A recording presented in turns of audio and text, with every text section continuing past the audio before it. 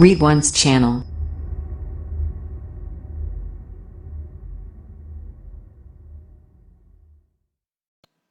Assalamualaikum warahmatullahi wabarakatuh. Berjumpa kembali dengan saya Ridwan Nur Hadi. Pada kesempatan kali ini saya akan memperkenalkan fungsi atau fitur-fitur yang berada di cPanel ya, atau control panel, sebuah server hosting yang kita beli di salah satu provider. Jadi teman-teman, untuk memiliki sebuah website kita harus punya hosting dan domain. Analoginya begini, kalau hosting itu adalah besarnya, size-nya toko kita, kalau domain itu namanya gitu ya. Nah, hosting sangat pengaruh. Kalau kita ingin membuat sebuah website yang besar, otomatis hostingnya juga harus besar. Sedangkan domain itu yang biasa digunakan ada dua, domain internasional dan domain Indonesia. Domain internasional itu ada .com, kemudian .org, kemudian .net ya. Sedangkan untuk domain Indonesia, domain.id, kemudian .or.id, .sch.id, dan lain sebagainya. Ya. Nah, kalau sudah membeli sebuah hosting dan domain di provider, kita punya hak akses. Biasanya itu alamat kontrol panelnya adalah misal ya binainsanmulia.org/cpanel ya, atau cpanel. Jadi biasanya seperti itu alamat kontrol panel kita. Bisa jadi juga dengan angka, misalnya binainsanmulia.org /2 4 kali misalnya. Nah, itu tergantung dari provider yang kita beli sebagai klien kita. Nah, selanjutnya adalah ketika kita punya domain dan hosting, jarang sekali orang yang memahami bahwa di cPanel banyak fitur-fitur yang bisa kita maksimalkan. Hari ini kita akan bahas tentang cPanel. Kita akan mengulik lebih lanjut bagaimana sebuah website itu bisa terpublish di www ya. Yuk kita coba lihat fitur-fiturnya. Di sini adalah primary domainnya adalah binainsanmulia.org.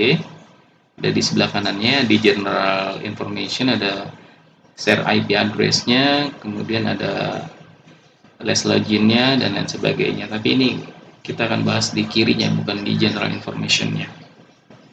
Di kirinya ada menu files yang submenunya adalah file manager, kemudian disk usage, FTP connection, ya, image, web disk, backup, dan lain sebagainya. Nah, file manager ini adalah file-file yang terupload di hosting kita, sedangkan disk usage itu adalah penggunaannya, apakah itu sudah melebihi kuota yang disediakan di hosting tersebut. Makanya kalau seandainya kita ingin membeli sebuah hosting dan bisnis kita atau usaha kita cukup besar, saya sarankan belinya juga jangan tanggung-tanggung ya. Kenapa? Nanti kita bisa bagi-bagi. Kita akan lihat deh cara membagi sebuah hosting menjadi beberapa bagian. Ada database-nya juga, kemudian ada SEO. Nah, ini kelebihannya di salah satu provider ya. Itu ada SEO and marketing tools-nya, kemudian ada domains, ada email, kemudian ada metrics, ada security, ada software, advanced, preference, kemudian ada builder range, dan self-colors apps installer. Kita akan bahas yang sering kita pakai, tidak semuanya akan kita bahas, nanti riut. Tapi kita akan bahas, ya, kita akan bahas apa sih yang sering kita gunakan. Di sini harganya hampir 700 ribuan ya, saya beli tapi puas. Ini ada subdomainnya sampai 7 ya, kemudian ada autoresponder, ada forwarders, tapi yang paling penting di subdomain. Kita akan coba menguliknya untuk domains. Kalau kita membeli paket yang agak besar, medium, kita memiliki fasilitas tambahan yaitu subdomain. Kita klik ya, subdomain. Oke, kita sudah masuk ke halaman subdomain. Di sini ada create a subdomain. Kalau kita ingin membuat subdomain lagi ya, contoh misalnya nama subdomainnya Ridwan, yang menggantung pada domain utama yaitu binainsanmulia.org. Jadi begini nih analoginya. Misalnya sebuah sekolah, anggaplah Al Azhar misalnya. Dia cukup beli satu hosting, Kemudian hostingnya itu dibagi menjadi 3 atau 4. Misalnya ada tk.alazhar, sd.alazhar, smp.alazhar, dan sma.alazhar. .sch.id misalnya ya SCH. Nah, misalnya seperti itu. Jadi dengan satu hosting saja mereka bisa bagi menjadi 3 atau 4 subdomain. Contohnya adalah eh, hosting yang dimiliki Bina Insan Mulia ini, karena ini hostingnya cukup besar ya, itu kita dapatkan berbagai macam. Jadi ada Akikah, Bina Insan Mulia, ada berbagi, ada buku, ada CTC, ada kurban, ada store, ada training. Apa sih bedanya redirected dengan not redirected? Ya, kalau di not redirected berarti subdomain ini memiliki struktur webnya sendiri atau HTML-nya sendiri ya, baik itu CMS, atau HTML atau PHP. Yang pasti dia berdiri sendiri. Beda dengan yang di bawahnya ada URL, berarti ini dia hanya sekedar forward. Jadi alamat subdomainnya diklik, dia langsung forward ke halaman tertentu. Ini contohnya adalah ini, misalnya buku.binainsanmulia.org, di forwardnya menjadi ke halaman tetaplah berkarya di tengah wabah. Ini adalah judul buku saya yang baru terbit. Contohnya seperti ini ya. Ada juga nih CTC not redirected, berarti dia berdiri sendiri. Yang bawahnya ada URL-nya, berarti dia hanya redirection ya. Hanya numpang lewat, tertujunya adalah landing page-nya adalah halaman di web itu tersendiri. Bayangkan ini harga 700 ribuan tapi kita bisa punya subdomain banyak sekali ya. Ini hostingnya aja yang harga 700 ribuan, belum termasuk domain dan lain-lain. Tapi di sini untuk organisasi besar ya, untuk bisnis besar ini lebih penting adalah hostingnya juga besar. Jadi kita nanti ada subdomain-subdomain yang ingin ditambahkan, kita tidak perlu beli hosting lagi. Cukup menambahkan subdomain dan itu free. Fasilitasnya free dari control panel ini atau cPanel ini.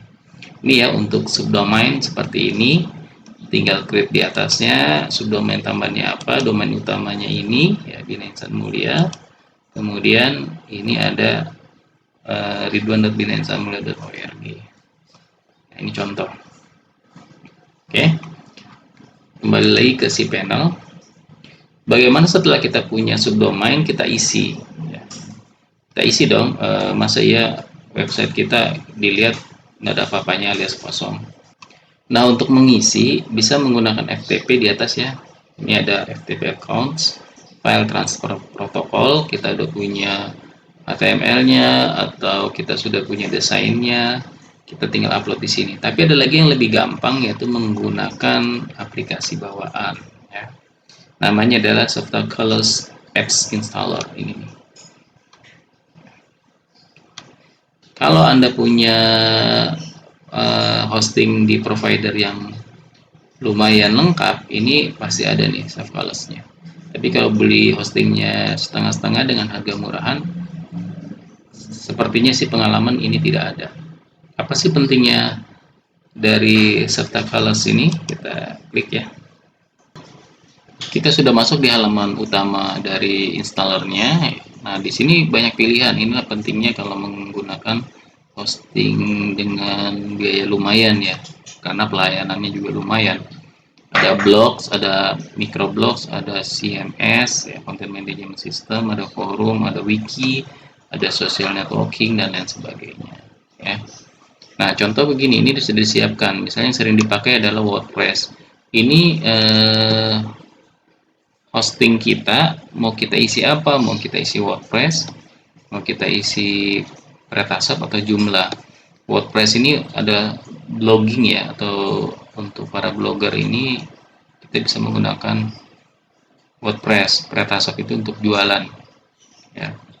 Joomla juga salah satu CMS content management system. Yang biasa digunakan adalah WordPress ya.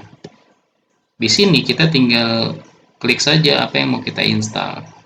Banyak kan di bawahnya juga. Baik itu untuk blogging ataupun untuk bisnis ya, e-commerce dan lain sebagainya. Pilihannya ada di sebelah kiri nih. Kita juga bisa bikin webmail dan lain sebagainya. Ya. Nah, kalau ingin menginstal WordPress, kita tinggal klik aja install.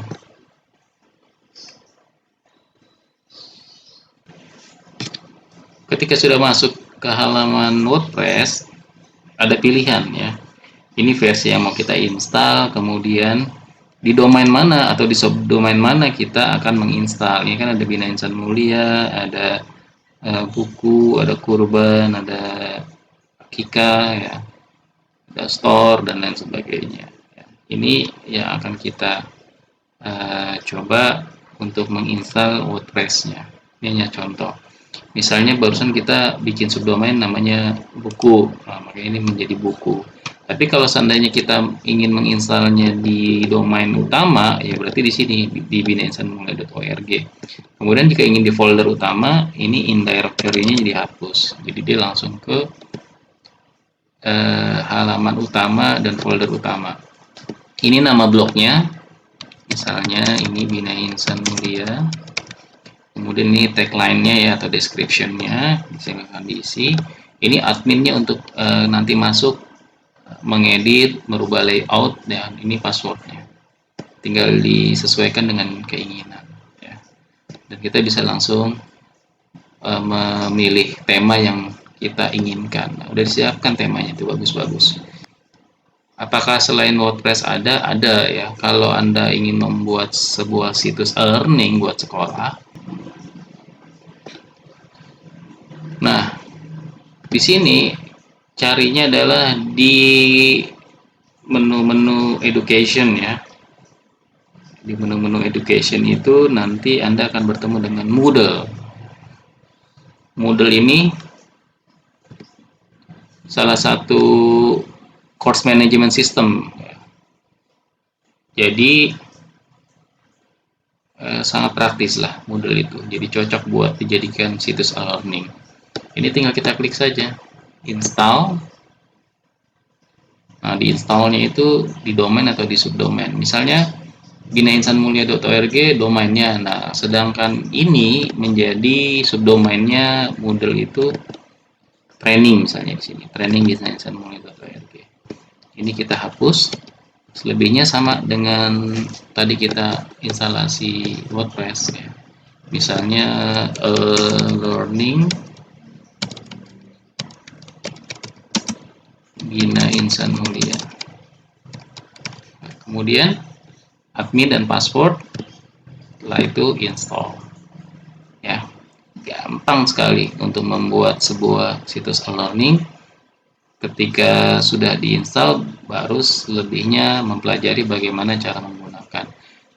Tapi untuk Moodle kita tidak akan bahas secara detail di sini ya, karena di YouTube sudah banyak sekali cara penggunaan Moodle sebagai situs e-learning.